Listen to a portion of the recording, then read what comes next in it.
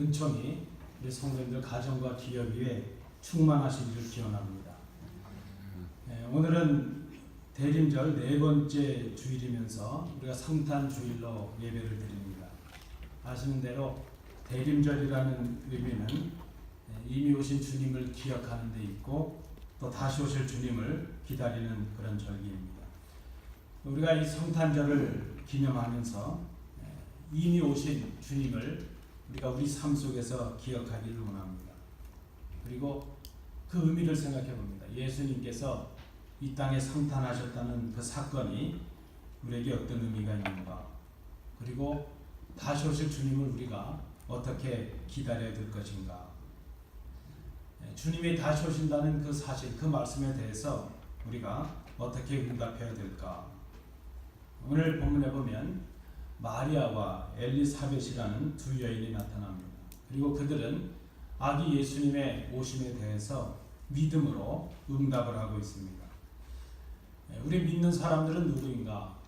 다시 오실 주님을 믿음으로 기다리는 사람들, 이렇게 말할 수 있습니다. 오늘 우리가 이 본문을 통해서 생각해 보려고 합니다. 믿음으로 기다린다는 것이 어떤 의미가 있을까? 오늘 본문에 국한해서 세 가지로 생각을 해봅니다. 첫 번째로, 믿음으로 기다리는 것은 말씀대로 믿고 순종하는 것이라 말할 수 있습니다. 오늘 본문 우리가 읽지는 않았지만 앞부분에 보시면 하나님의 좋은 소식을 전해주는 천사 가브리엘이 사가랴에게 나타납니다. 그리고 그에게 말합니다. 너의 아내 엘리사벳이 아들을 낳을 것이다. 그의 이름을 요한이라 하라. 그가 하나님의 백성들을 하나님께로 많이 돌아오게 할 것이라. 가브리엘 천사로부터 이 수태고지를 받은 세례 요한의 아버지 사가랴, 그는 그 말을 도무지 믿을 수가 없습니다. 왜 그런가 하면 이미 자신이 늙었고 자신의 아내 엘리사벳도 잉태를 하기에는 너무나 나이가 많았기 때문입니다. 결국 천사가 전한 이 말을 이 사가랴가 믿지 못했고, 그는 그 천사의 말대로 그 일이 이루어질 때까지, 세례 요한이 출생할 때까지 그는 말을 할 수 없는, 말을 하지 못하게 되는 그런 일을 당하게 되었습니다. 똑같은 수태고지가 마리아에게도 주어집니다. 하나님의 사자 천사가 마리아에게 임해서 아들을 낳을 것이라는 말씀을 줍니다. 근데 이 마리아도 도무지 그 말을 믿을 수가 없습니다.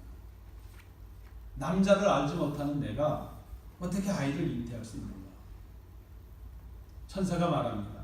성령이 너에게 임하고 지극히 높으신 이의 능력이 너를 덮으실 것이다. 그리고 나이가 많아서 임신할 수 없다고 알려져 있던 내 친척 엘리사벳도 이미 아기를 가진 지 6달이 되지 않았느냐. 이 천사의 말을 들었을 때에 이 마리아가 자기에게 임하는 그 하나님의 말씀을 믿을 수 있었습니다. 근데 우리가 생각해 보니까 그렇습니다. 저는 개인적으로 그렇습니다. 여러분 어땠을지 모르겠는데, 마리아가 결혼을 하지 않았는데 성령으로 잉태됐다는 것이 믿어질까? 저는 믿어지더라고요. 왜 믿어지는가 하면 오늘 본문의 엘리사벳도 아기를 가질 수 없는 늙은 여성이었는데 아기를 세례 요한을 낳지 않습니까? 아브라함의 아내도 그렇지 않습니까? 아브라함이 100세가 되었고 그 아내도 그 나이가 많아서 아기를 가질 수 없는데 하나님의 역사로 아브라함이 이삭을 낳게 되는, 사라가 이삭을 낳게 되는 그런 일들이 있습니다. 아기를 낳을 수 없는 늙은 여성들에게 아기를 낳게 하는 하나님의 능력이 임한다면 젊은 처녀인 마리아에게 아기 예수가 탄생할 수 있는 성령의 능력으로 아기가 잉태될 수 있다는 것, 그저 믿어지지 않겠는가 생각을 합니다. 아마 이 마리아도 그 천사의 말을 들을 때 우리 친척 엘리사벳이 너무 나이가 많아서 아기를 가질 수 없는데 이미 아기를 가진 지 6달이 되었다면, 그런 하나님의 능력이라면 나에게도 그 하나님의 능력이 임할 때 나도 아기를 가질 수 있을 것이라는 그 믿음이 있었던 것으로 보여집니다. 마리아가 천사에게 말합니다. 주의 여정이여니 말씀대로 내게 이루어지이다. 마리아는 그 오실 예수님의 탄생의 즈음에서 하나님의 말씀이 그에게 주어졌고 그 말씀을 순종함으로 믿었다는 것입니다. 성탄의 역사, 우리가 오늘 축하하는 주님 아기 예수의 오심의 이 성탄의 역사는 말씀 앞에 순종하는 여인들을 통해서 시작이 되고 있는 것을 봅니다. 성탄절에 우리가 해야 될 일이 있다면 무엇일까? 그것은 주님을 믿는 것입니다. 성탄하신 주님을 믿는 것입니다. 하나님의 말씀대로 성경에 기록된 대로 우리를 구원하실 구세주가 오셨다는 그 사실을, 그 말씀을 믿는 것입니다.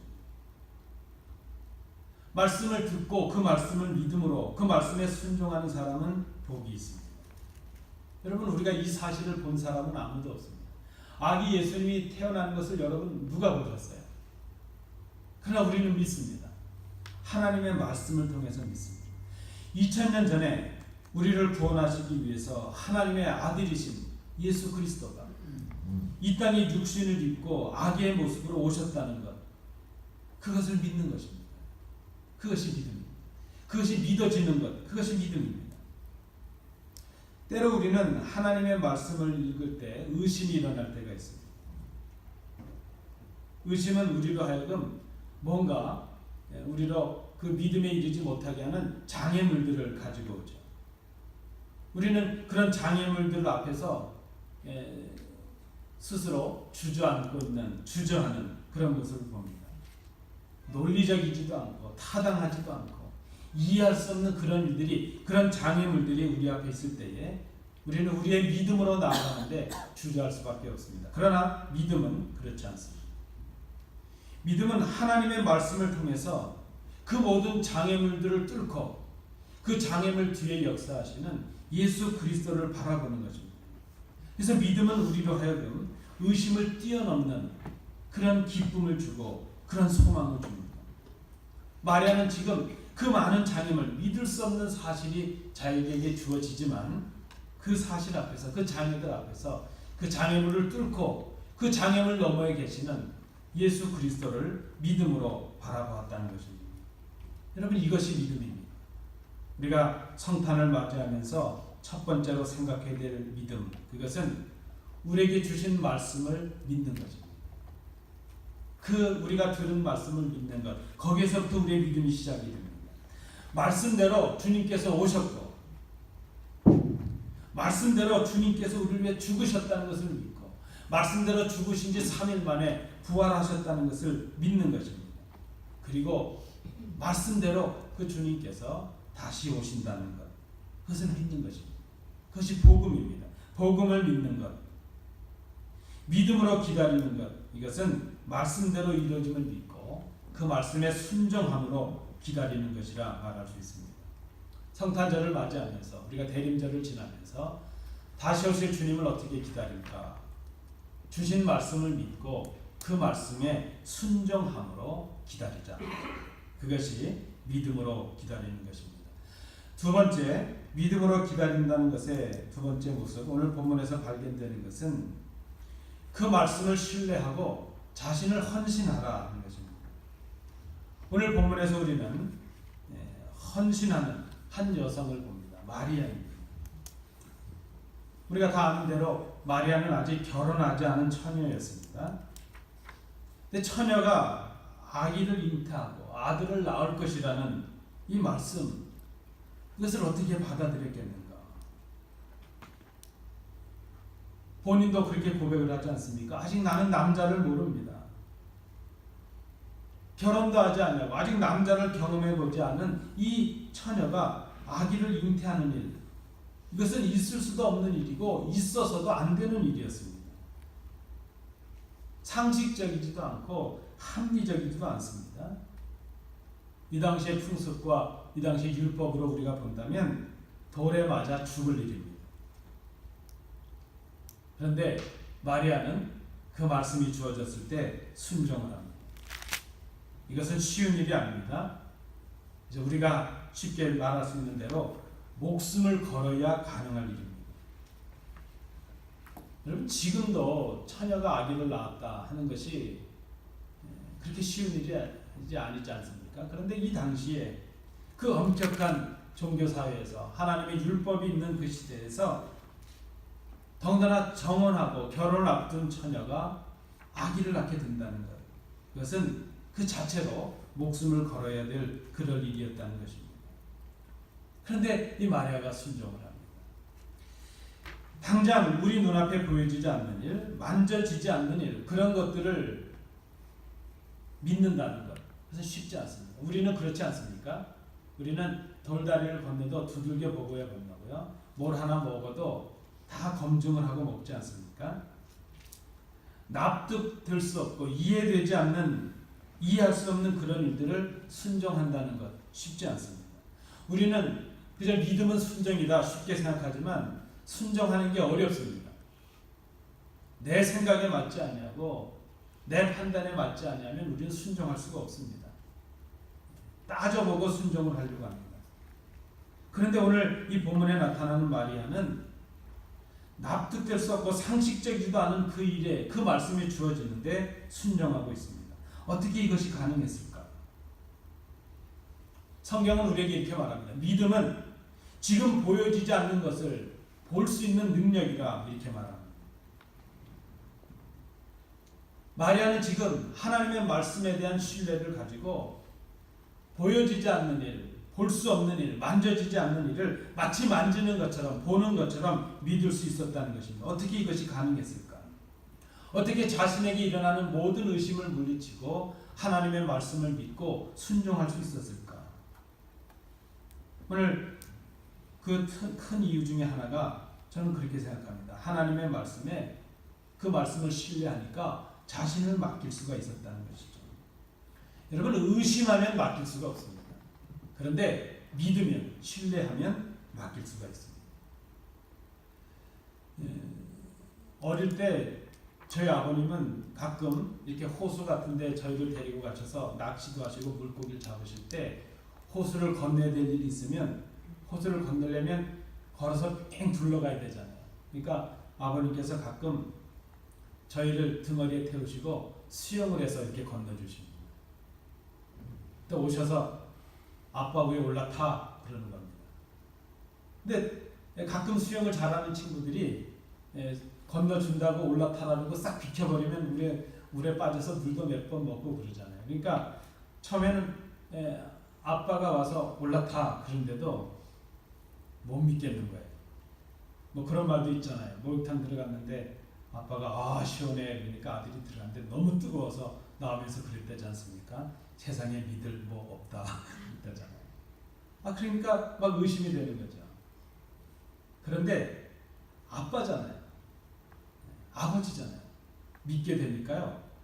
몸을 맡길 수가 있죠. 제가 처음 수영을 배우는데 수영을 가르치는 선생님이 저에게 그렇게 말합니다. 물에다가 몸을 맡기세요. 그게 이해가 안 된다고요. 물에다가 몸을 맡기니까 어떤 일이 생기죠? 물 빠지더라고요. 근데 처음엔 그 얘기가 이해가 안 됩니다. 어떻게 물에다가 몸을 맡긴다는 건가? 그래서 뭐 이렇게 돼보고 저렇게 돼봅니다. 그저 물에 확 뛰어들어서 몸을 이렇게 뛰어드는 게 맡기는 건가? 잘 안 돼요. 근데 나중에 깨닫게 되었습니다. 물에다 몸을 맡긴다는 것은 내 힘을 빼고 물이 나를 그저 이끄는 대로 편하게 맡기는 것이죠. 그게 맡기는 것이라 말할 수 있습니다. 여러분, 우리가 차가 고장나면 뭐 오토샵 같은 데 맡깁니다. 근데 어떻게 맡길 수가 있죠? 그 사람들을 신뢰하기 때문이죠. 우리가 낯선 주차장에 차 잘못되면 차를 파손당하기도 하고 차가 도난당하기도 하지 않습니까? 그런데 우리는 그 몇 시간 동안 그에게 키까지도 주면서 차 열쇠도 주면서 우리가 그들에게 맡깁니다. 맡길 수 있는 이유는 그분들을 신뢰하기 때문이죠. 때로 우리가 몸에 질병이 생기게 되면 우리는 병원에 가서 의사들에게 우리의 몸을 맡깁니다. 왜 그런가 하면 의사가 나를 고칠 것이라는 그런 신뢰도 있고 또 이 사람은 믿을 만하다는 신뢰감이 우리에게 있기 때문입니다. 여러분 신앙이 무엇일까요? 믿음이라는 것이 무엇일까요? 맡기는 것입니다. 하나님께 맡기는 것입니다. 뭐 우리가 지금 뭐라고 딱 설명할 수는 없지만 그럴 때가 있습니다. 좀 어려운 문제들, 기도의 제목을 가지고 기도하고 고민하고 있는데 어느 순간에 하나님께 이거 기도하면 될 것 같다는, 하나님께서 응답해 주실 것 같다는 그런 마음이 들 때가 있습니다. 하나님께서 내 모든 문제를 책임져 주시겠다는, 내가 맡기면 되겠다는 그런 마음이 들 때가 있습니다. 뭐라고 설명할 수는 없는데 맡기면 되겠다는 그 생각이 있습니다. 여러분, 맡기는 것, 그것이 믿음입니다. 신앙이 무엇인가? 신앙은 하나님께 우리의 모든 것을 맡기는 것입니다. 내 걱정과 내 근심과 우리 가정과 우리 기업과 우리 자녀들, 내 자신까지도 맡기는 것이죠. 하나님께서 반드시 이루어 주실 것이라는, 하나님께서 약속하신 말씀대로 행하실 것이라는 것이 믿어지는 것입니다. 그 믿음으로 맡기는 것이죠. 오늘 본문에 보니까 마리아는 그렇게 자기 자신을 맡기고 있습니다. 하나님의 말씀 앞에 순종하기 위해서, 그리고 그 말씀을 반드시 이루어 주신다는 그 하나님에 대한 신뢰를 가지고 자신을 맡깁니다. 오늘 마리아는 이렇게 고백하고 있습니다. 주의 여정이오니 말씀대로 내게 이루어지이다. 내가 내 주인이 아니요 하나님이 내 주인이십니다.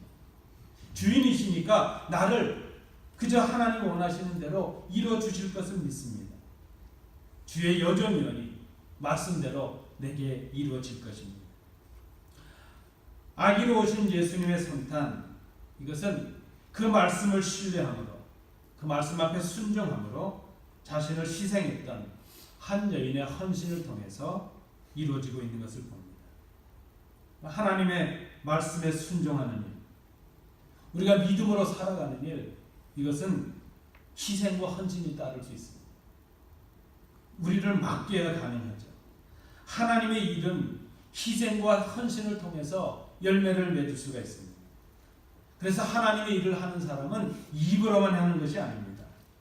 하나님께서는 오늘도 하나님의 말씀에 순종함으로, 자신을 희생하고 자신을 헌신함으로 기꺼이 자기 자신을 하나님께 맡기는 사람들, 선한 도구로 자신을 하나님께 드리는 그 사람들의 헌신을 통해서 하나님의 뜻을 이루시고 구원의 역사를 이루어 가신다는 것을 우리가 생각해야 될 것입니다. 다시 오실 주님을 어떻게 기다려야 될까? 오늘 본문에 나타나는 마리아처럼 하나님의 말씀을 믿음으로 우리 자신을 하나님께 맡기는 것입니다. 우리를 하나님의 선한 도구로 드리는 것입니다. 그것이 헌신입니다. 교회의 유익을 위해서 헌신하고 다른 사람들을 위해서 헌신하고 연약한 사람들을 위해서 내 것을 희생할 수 있는, 하나님 기뻐하실 뜻을 위해서 내 물질과 내 시간과 내 몸을 드리는 것입니다. 그것이 바로 믿음의 행위라는 것이죠. 헌신 그 자체가 믿음의 삶이라는 것입니다. 이 성탄의 절기에 우리에게 필요한 것이 있다면 무엇일까? 거룩한 소비입니다. 거룩한 희생입니다. 말씀을 의지하고 자기 자신을 하나님을 위해서, 교회를 위해서 헌신하는 것. 이것이 다시 오실 주님을 믿음으로 기다리는 두 번째 모습이라 말할 수 있습니다.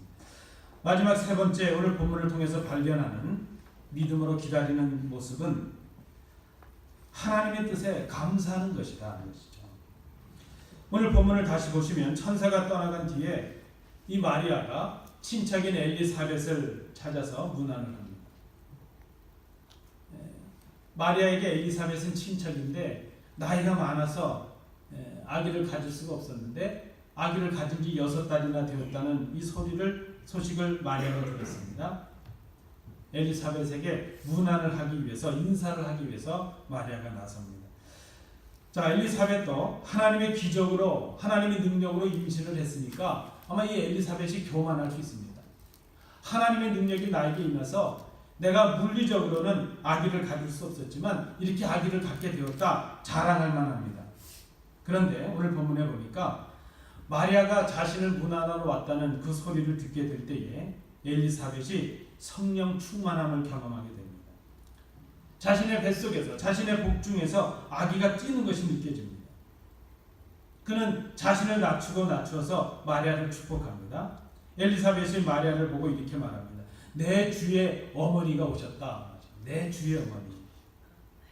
지금 마리아에게 잉태될 그 아기가 바로 자신의 주인이라는 것이죠.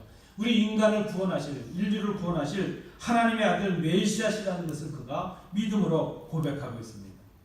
자신과 전혀 다를 바가 없는 마리아입니다. 어떻게 보면 집안의 그저 어린 그런 친척에 불과할 것입니다. 그런데 이 엘리사벳은 마리아를 보고 내 주의 어머니 그렇게 말합니다. 그를 시기하거나 질투하지 않습니다. 자신에게 임한 하나님의 능력, 그리고 마리아에게 임한 하나님의 그 능력과 뜻을 먼저 생각하고 있습니다. 하나님의 뜻을 생각하고 하나님의 능력을 생각하니까 겸손하게 자신에게 주시는 그 은혜, 마리아에게 주시는 하나님의 은혜에 대해서 그가 감사할 수 있는 사람이 되었습니다. 여러분, 우리가 성령 충만하면요, 하나님의 뜻을 깨닫게 됩니다. 성령 충만하면 감사의 사람이 될 수 있습니다. 장차 하나님의 아들, 이 인류를 구원할 메시아가 저 마리아의 몸을 통해서 이 땅에 오셔서 하나님의 뜻대로 온 백성을 구원할 것이라는 그 사실을 이가 믿게 되었습니다. 성령이 충만하니까 하나님의 뜻이 보여지고 구별해내는 지혜가 그에게 임했습니다. 구원의 역사를 깨달은 이 엘리사벳은 받아들이기 어려운 그 말씀을 믿고 있는 이 마리아에게 복이 있을 것임을 말합니다. 그 어려운 일들을, 그 힘든 일들을, 감당할 수 없는 일들을 믿음으로 받아들이고 하나님의 구원의 역사에 자신을 기꺼이 헌신하고 있는, 하나님께 맡기고 있는 마리아를 축복합니다.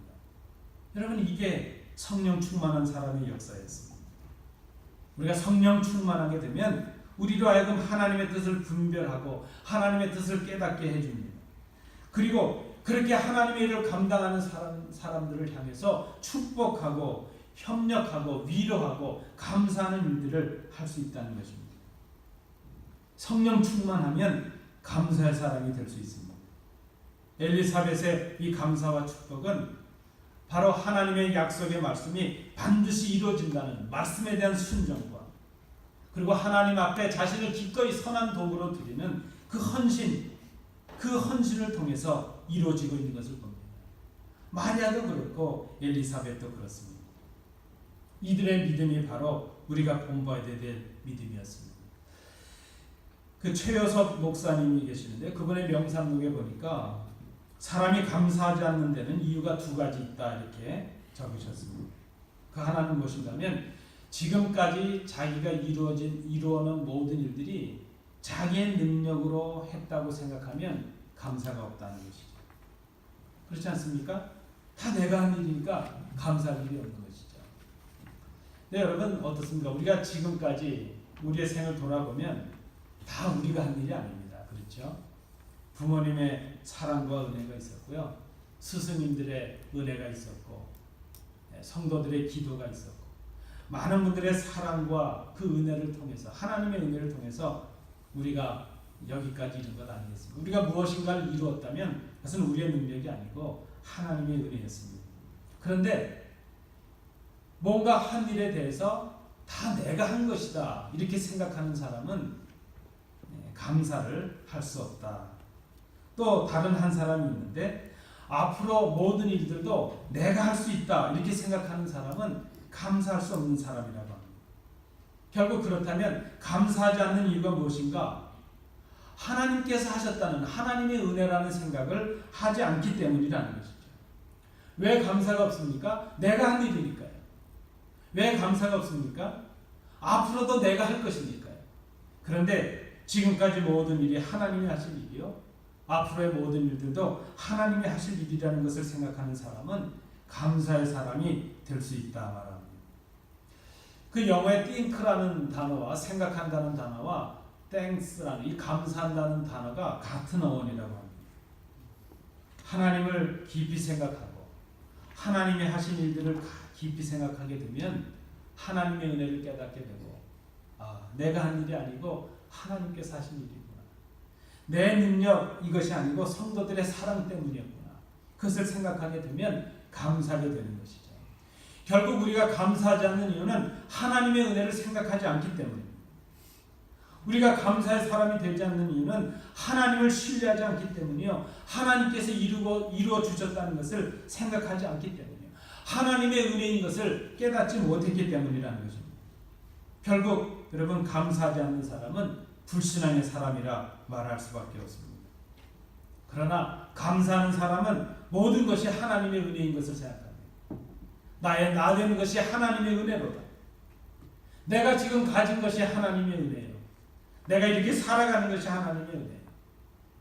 내가 무엇인가 할 수 있는 것 자체도 하나님의 은혜예요. 때로 내가 절망할 수 있는 것도 하나님의 은혜예요. 낙심의 자리에 있는 것도 하나님의 은혜라는 것을 깨닫게 된다는 것입니다. 하나님께서 말씀대로 이루어 주셨다는 것을 믿고 있기 때문에 이런 사람은 감사의 사람이 될 수 있다는 것입니다. 주님 오심을 기대하는 이 대림절, 성탄주의를 맞이하면서 우리에게 필요한 것이 무엇일까? 하나님께서 약속하신 바를 반드시 이루어 주신다는 것을 감사함으로 생각하지 않는 것입니다. 그리고 그렇게 믿음으로 헌신하는 종들을 축복하고 협력하고 위로하는 사람들이 되고 감사하는 사람들이 되지 않는 것입니다. 하나님이 우리의 감사의 조건이지만 우리와 함께 살아가는 가족들이 감사의 조건이 되고 함께 교회를 섬기는 우리 성도들이 감사의 조건이 되는 것입니다.